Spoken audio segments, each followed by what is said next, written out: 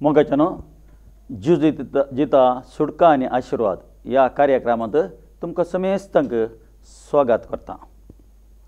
मोगाच्यानो तुमी देवाचे उतर आयकत येतात आमकां संतोश काले आयकोवचें न्ही।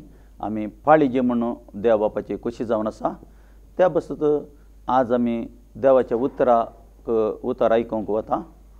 देवाचे उतर आयकचे जाल्यार या पाळीची जाल्यार तुमकां देवाच्या पवित्र आत्म्याची मदत जायची। तुमी मदत मागाचे वय हांवें उतर आयकलें म्हाका हें समजोना देवाच्या पवित्र आत्म्या म्हाका तूं समजय म्हणटना तो देवाचो पवित्र आत्मा समजूंक तुमकां समजता। कित्याक देवाच्या पवित्र जेजून म्हणा हांवें एक तुमकां मदतदार धाडटलो म्हळ्यार सहायक धाडटलो तो जावन आसा सत्याचो पवित्र आत्मा। संवसार ताका पळयना संवसाराक पळोवंक जायना लेकीन तुमकां तुमच्या सांगाता सदां काल तो जियेतलो म्हूण सांगला।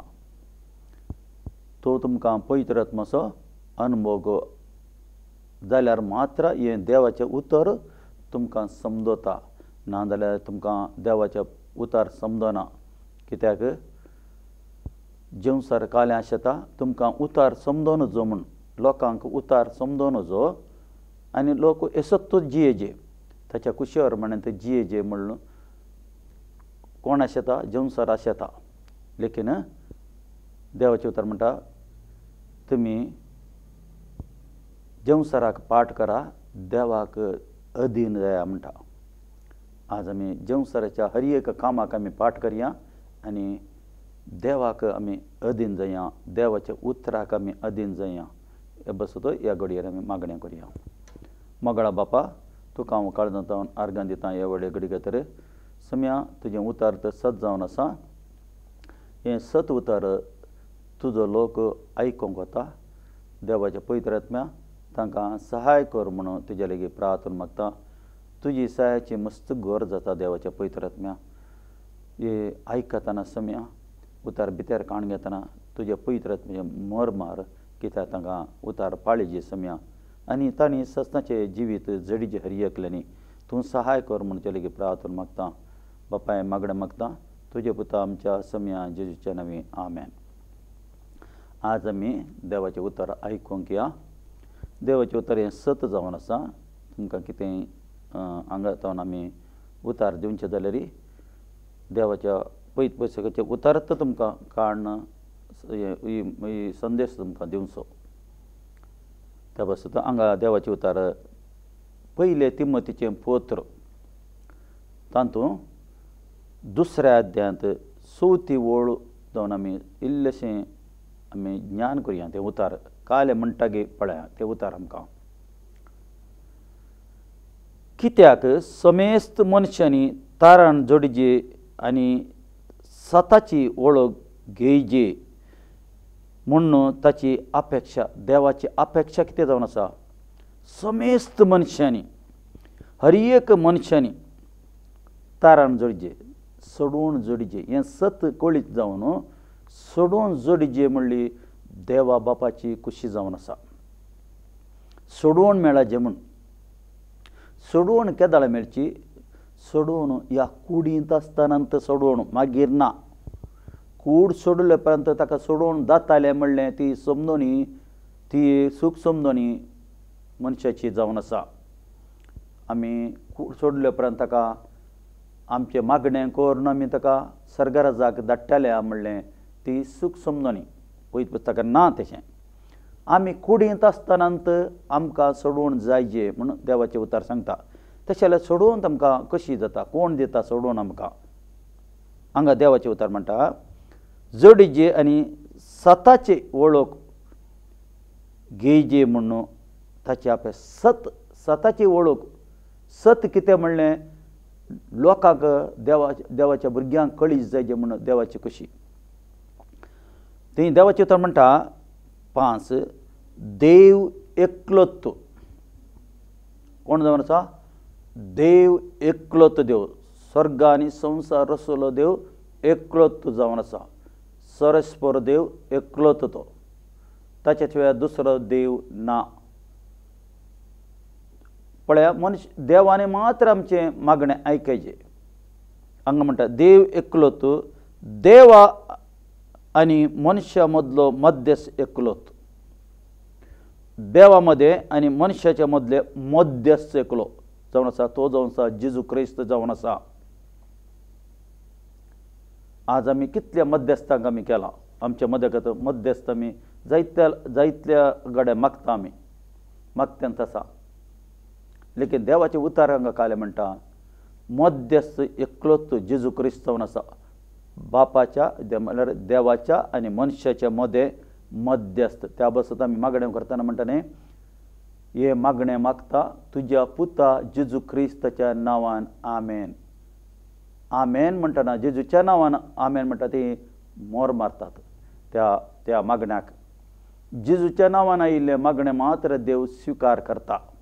कित्याक मध्यस्थ जेजू मात्र, मागीर कोणी मध्यस्थ ना. पयत पुस्तकूय सांगना आनी दुसरो मध्यस्थ आसा म्हण. दुसऱ्या मध्यस्थाड मागल्यार हांव आयकता म्हणून देवाचें उतर हांगा सांगना. जेजू मात्र आमकां मध्यस्थ जावन आसा. त्या बसत अपोस्तलांत 4थ्या अध्यायांत ती म्हणटा आकाशाच्या सकयल भुमीच्या वयर देव बापान धाडिल्लो देवाचो पूत जेजू क्रिस्त ताच्या नांवान मात्र सोडवण जाता मनशाक, दुसऱ्या नांवान सोडवण ना. त्या बसत जेजू म्हणटा हांव तूं वाट जावन आसा, हांव तूं सत जावन आसा, हांव तूं जिवीत जावन आसा. ताचे म्हजे शिवाय कोणें बापा लागीं वचूंक जायना.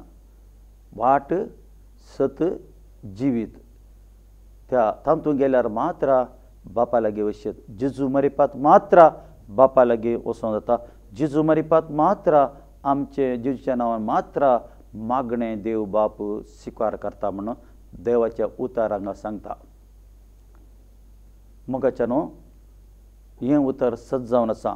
त्या बसत हांगा म्हणटा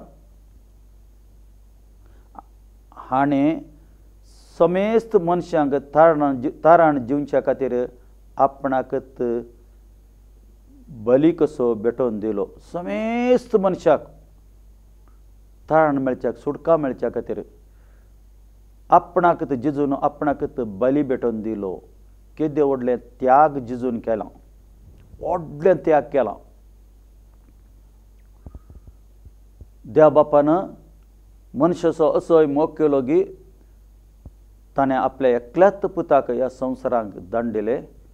कोणेय एकल्यांनी नाश जावन नजो बगार ससनाचें जिवीत जडिचें म्हूण. वो देवा बापाचो मोग जावन आसा. देवा बापाचो मोग आमी कसो समजून काडूचो? खुर्साक पळयचे. खुर्सार देव मनशा कुळाक कितलो मोग करता गी म्हणून दाखोवन दिलें. कित्याक आपल्या एकल्याच पुताक ताणें बली कसो भेटोवन दिलो. एकल्याच पुताची बली ताणें स्विकार घेतली. कित्याक कोणेय नाश जावं नजो म्हूण, एकल्यान नाश जावं नजो म्हूण ताणें पुता मरिपात बली स्विकार केली. देवाची उतर 22 उतर म्हणटा आमचे अध्यायांत ती अशें उतर म्हणटा हांगा 22 उतर हांगा उतर अशें म्हणटा उत्पत्तींत 22 उतर अशें म्हणटा अब्रामाक एकलोच पूत आसलो. अब्राम बाप आमचो एकलोच पूत पुताक चड मोग करतालो. देव बापान पळयलें म्हाका चड टायम दिना म्हजे लागीं. पयलो म्हजे लागीं तूं उलयतालो, म्हाका मस्त टायम दितालो, आतां पुताकच चड मोग करता. देव बापान म्हळें पळय तुज्या पुताक बली भेटोवन दी म्हणलो. मोरिया म्हणलें एक गुडो, त्या गुड्याक आपण हाड, ती तुज्या पुताक बली भेटय म्हणलो. अब्रामान आयकलें कशें जावंक ताच्या काळजांत. पुताक काण गेलें, सेवकांक काण गेलें आनी काटयां काण गेलीं, उज्याक पेटोवंक कितें जाय काणयलें, तालवार काण गेली, काणून आपल्या पुताक तो आपणवर गेलो बली भेटोवंक. ती गुड्या वच्या पयलें सकयल म्हणलो तेच्या कामागारा, तुमी हांगाच रावा, आमी वचून देव बापाक आराधना करून आमी येता, फाटीं येता म्हणलो. तो अब्रामाचो भवार्थ गेलो, विधी बांदली, विधीचेर आपल्या पुताक हात पांय बांदले दवरले आनी तालवार काडली आनी पुताचेर मारता म्हणटना बली भेटोवंक कातरीचे न्ही एक आवाज आयलो, तुजे पुताचेर तालवार घाली नाका म्हणलो. तालवार घाली नाका म्हळ्यार तो पुताक सिधी बली दिवंक फाटीं वचोना. कोडले त्यात एका सैडी जाग्यार एक बोकरो ती संपण पडलो, तो हाडून बली दिलो, पुताक बली काडूना. कित्याक म्हळ्यार ह्या अब्रामाच्या पुताच्या बलयेंत कोणाचे पाताक बगसोना. अब्रामाचो पूत इसाक कुडीन जल्मल्लो, तांत पाताक बगसोना, ताची बली ताणें स्विकार करूं ना. नाका म्हणलो, तुजो भवार्थ हांवें पार केलो म्हणून. देव बापाक तूं कितलो मोग करताय गे म्हणलें, तुवें ताका पार केलें, देवान पार केलें. लेकीन हांगा तशें न्ही, देव बापान आपल्या एकल्याच पुताक दंड दिलो आनी ताची बली ताणें स्विकार केली.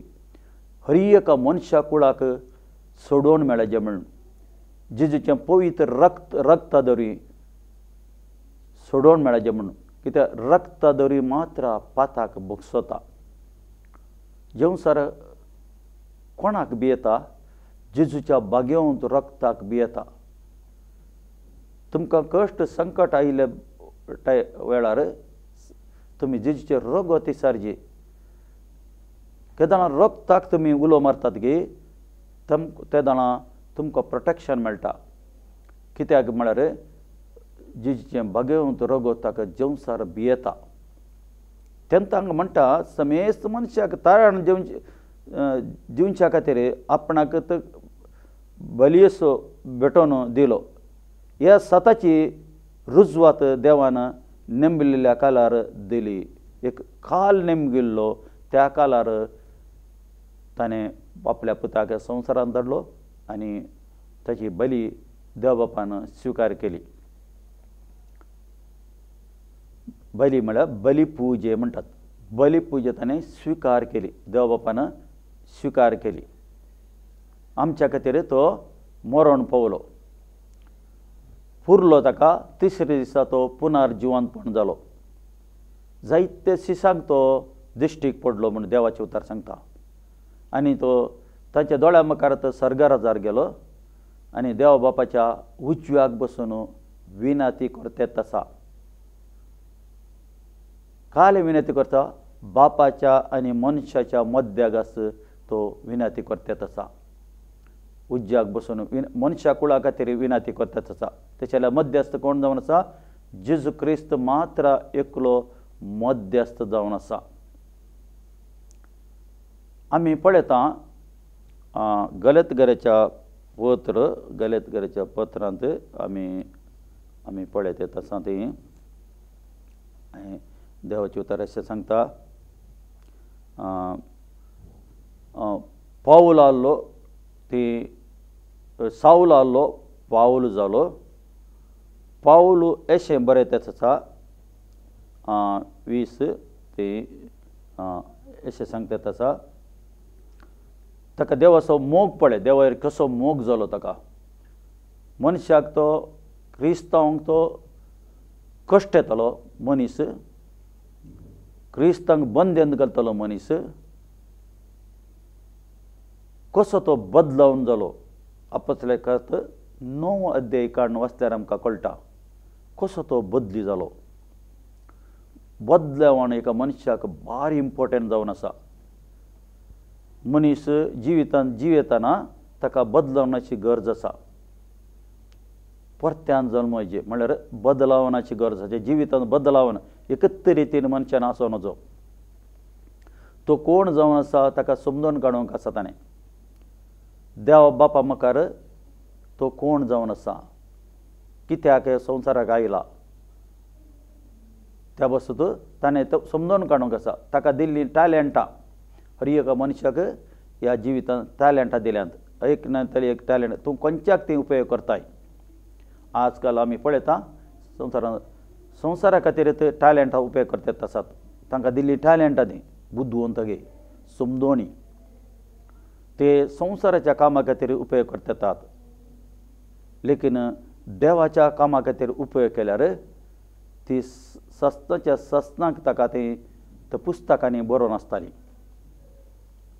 हांगा तुमी पुंजे नाकात, सर्गराजार पुंजया ती सोर येना, कान्ना घालिना आनी ती किडे खायनात. ती पुंजया म्हणटात. हांगा तुमी हांगा पुंजयल्यार सोर येवन सोर वता आनी किडे खाता पाड जावन वता म्हणटा. आमकां दिली टॅलंटां मनशा कुळाक ती आमी कितें करचें, ते समया खातीर, समयाचे राज परगट करच्या खातीर आमी ती उपयोग करचे म्हणून देवाचें उतर सांगता. जेजूच्या नांवान ती उपयोग करचे. म्हज्या नांवान तुमी एक तंबू उदक दिशीत जाल्यार तसो प्रतिपळू वसना म्हणून देवाचें उतर सांगता. तसो प्रतिपळ वसना. म्हज्या नांवार तुमी केलें तें, कोणाच्या जेजूच्या नांवार तुमी केलें, प्रतिपळ वसना. कितेंय तुज्या जिवितांत तूं करता जाल्यार जेजूचें नांव थंय आसाचें. जेजूक पयलें स्थान मेळाचें. बाप कितें आशेता, आपल्या पुताक मान दिचें म्हूण. पुताक मान मेळचें. हर एका फंक्शनांत, हर एक तुज्या संतोशाच्या घडयेर पुताक मान मेळचें. खाली दुखाच्या टायमार आमी ताका उलो मारचो न्ही. संतोशाच्या टायमार ताका आमी उलो मारचें, ताका पयलें स्थान दिचें.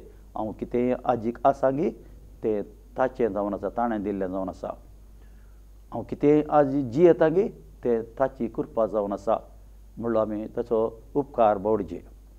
ते जाल्यार मात्र देवाचें बेसांव तुमचेर, तुमच्या कुटुंबाचेर देंवन येता.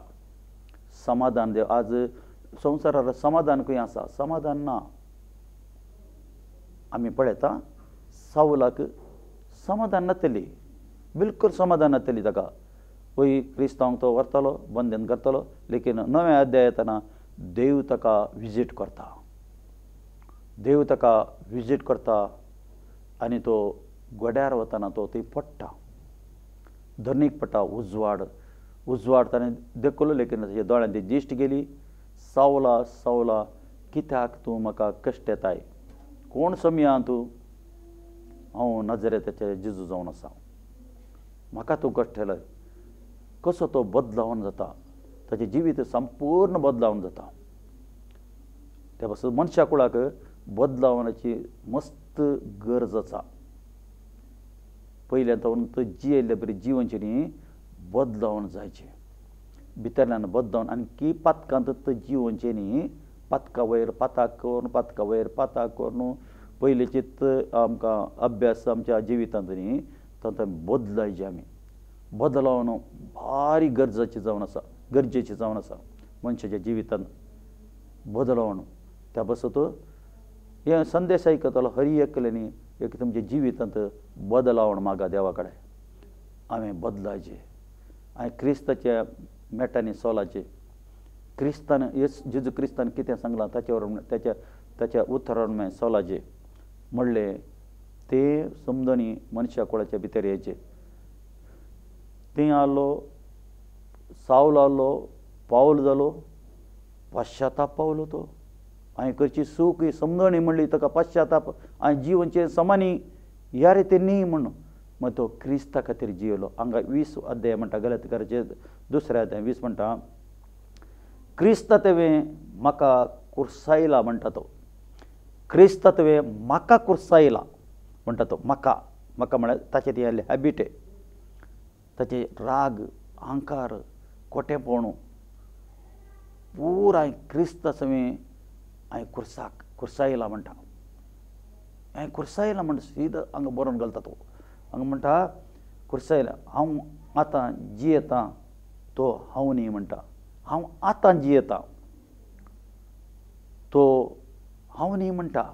हांगा म्हणटा हांव आतां जियेतां ते हांव न्ही म्हणटा. हांव जियेना. हांव म्हणलें तें कुर्साक केळयलां. मनशां ती आसता न्ही हांव कर अहंकार खोटेपणू वायटपणू दुसऱ्यांचें पाड चिंतचें खोटेपणू करचें पातकान जिवनचें संवसार रिती चलोवचें पियोणें जायते संगती आसात. सांगचे जाल्यार जायते संगती आसा मनशाचे पाडपण. लेकीन तो म्हणटा हांव म्हणलें हें कुर्साक कळून जालें कुर्सार गेलें. आतां जिवनचो हांव न्ही म्हणटा तो. हांगा म्हणटा देवाचें तर म्हणटा हांव जियेतां तो हांव न्ही बगार क्रिस्त म्हजे ती जियेता म्हणटा. कोण जियेताय बगार क्रिस्त म्हजे ती जियेता म्हळ्यार क्रिस्तचे सगळे गूण स्वभाव ताचे भितर आयले. आज मोगाचेनो तुमचे भितर म्हजे भितर क्रिस्तचो गूण आनी स्वभाव येचे आमचे भितर. क्रिस्त देव काळें आशेता ते देव काळें पळयता स्वभाव आसा गी म्हज्या भुरग्यांचेर स्वभाव म्हजो स्वभाव आसा गी म्हजो गूण आसा गी तेंत पळयता आसा तो स्वभाव आनी गूण. ताका पाऊल हांगा म्हणटा आतां जियेता हांव न्ही बगार क्रिस्त म्हजे ती जियेता क्रिस्त म्हजे ती जियेता म्हणटा. म्हजे ती आसा म्हळ्यार पाऊलाक पळयतले क्रिस्ताक पळयले बरी. आज तुमकां कोणें पळोवचें जाल्यार क्रिस्त तुमचे ती आसा म्हणलें समजून आसाचें. क्रिस्त भारी इम्पोर्टंट. हाळे पंतेकासा दिसा पवित्र देव इल्ले जाल्ल्या उपरांत आपोस्तल त्या गांवांक गेले सुवार्ता परगट करूंक. थंय जुवांव आनी पेद्रू ते देवाळ्याच्या मुखार देवाळ्याक वताना दनपाराच्या वेळार ते एकलो भीक मागतालो आसलो. भीक मागतालो भीक दी म्हणलो तांकां म्हाका भीक दी. पेद्रू अशें पळयलो गेलो जुवांव आनी पेद्रू पळयलो. पेद्रू म्हणलो भांगार या रुपें तुका दिवचें तें म्हजे कडेन ना म्हणलो. भांगार रुपें म्हजे कडेन ना म्हळ्यार म्हजे कडेन तुका दिवचे पयशे नात म्हजे कडेन. लेकीन म्हजे कडेन एक आसा म्हणलो. कितें आसात कितें जालें क्रिस्त तांचे थंय आसलो. तूं म्हाका पळय म्हणलो तो. म्हजे कडेन आतां कितें आसा तें तूं तुका दिता हांव. तूं म्हाका पळय म्हणलो त्या थोंट्याक. थोंटो तो जल्मतान थोंटो म्हाका पळय म्हण. तो ताका पळयलो कितें मेळत गे म्हणून. ताणें हात धरलो आनी उठ जेजू क्रिस्ताच्या नांवान तूं उठ आनी चल म्हणलो. त्याच घडये ताच्या गांठीक बोळ येयलें सकत आयली. बोळ आनी तो उठून चलोन देवाळा भितर गेलो. कितें पेद्रू कडेन आसलें ह्या जुवां कडेन आसलें तें ताणें दिलें. मोगाचेनो आज आमी क्रिस्ता भशेंत जायचे. क्रिस्त कसो जियेलो तेशेंत आमी जियेचे. ताच्या स्वभावा प्रमाणे आमी जियेचे. जेजूचो स्वभाव कसो आसलो तशें आमी जियेचे म्हण देव बापा आशेता. हांगा पळय आतां स्वभाव बदलो जालो. पळय बगार क्रिस्त म्हजे ती जियेता रक्ता मसान हांव जियेता तें जिवीत म्हजो मोग केलो तो म्हजे पासत आपणाक भेटोवणी केली. त्या देवाच्या पुताच्या बवार्था वरवीं हांव जियेता म्हणटा. जेजूच्या रक्ताच्या विशयांत उलयता. म्हजे बसत जेजून रगत दिला म्हणटा. म्हजे बसत जेजून कुर्सार रगत दिला म्हजे बसत म्हाका बचाव करच्या खातीर. आज तुमकां बचाव करच्या खातीर जेजून रगत दिलां कुर्सार रगत दिलां. देवा बाप आसा तुमी मोग समजून काणयचे. तो मोग तुमच्या काळजांत आमच्या काळजांत येजे. देवा बापान कोलो मोग दाखयला गे म्हणलें. एक वेळेर तो मोग तुज्या काळजांत आयल्यार तुका दुसरे नासाच्या वाटेर आसलो लोक पळयतना तुका काळजांत उमळे येतात. तो मोग काळजांत येता.